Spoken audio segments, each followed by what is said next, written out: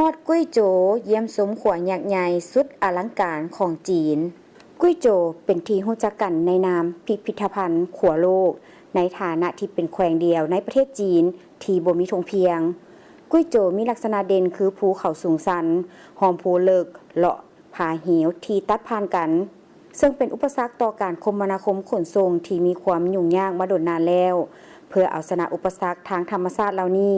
แขวงได้สร้างขัวและกำลังก่อสร้างเพิ่มเติมรวมทั้งหมดหลายกว่า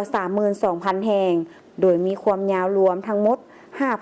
5,400 กิโลเมตรเกือบครึ่งหนึ่งของขัวที่สูงที่สุด100อันดับของโลกตั้งอยู่ในกุ้ยโจ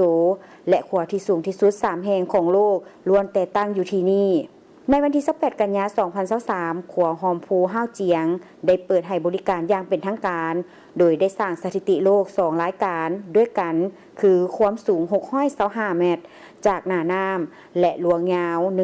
1,420 เมตรกลายเป็นขัวที่สูงที่สุดในโลกและขัวที่ใหญ่ที่สุดในเขตภูผา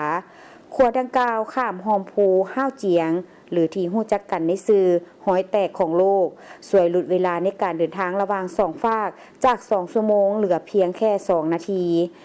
นักท่องเที่ยวสามารถขึ้นลิฟต์สูง207เมตรไปหาจุดสังเกตการแก้วภายในขัวเพื่อชมวิวทิวทัศน์ที่สวยงามของหอมพู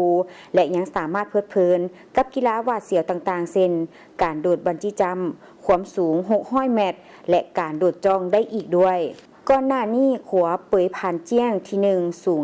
565เมตรเคยเป็นขัวที่สูงที่สุดในโลกโดยนำใช้วัสดุและเทคโนโลยีที่ทนทานต่อลมและมีความแข็งแรงสูงในนวัตกรรมใหม่ส่วนว่าขัวใหญ่พิงถังซึ่งมีหอคอยลักสูง332เมตรถือเป็นขัวสายเคเบิล3เสาที่สูงที่สุดในโลกและได้รับรางวัล G Star Rinsor หรือรางวัลโนเบลของอุตสาหกรรมขัวในปี2021นอกจากนี้ยังได้ผสมผสานร่วมเอาเวียกงานการท่องเที่ยวและการศึกษาวิทยาศาสตร์ไว้ด้วยกันอีกขัวปาลิงเฮอร์แมนขัวหอมพูลึกระดับหลายเมตรแห่งทำอิฐของโลกบ่อนที่นักท่องเที่ยวสามารถเข้าไปในโค้งสร้างขัวได้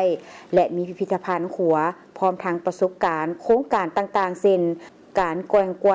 ในที่สูงและการกระโดดบันจี้จัมป์อีกด้วย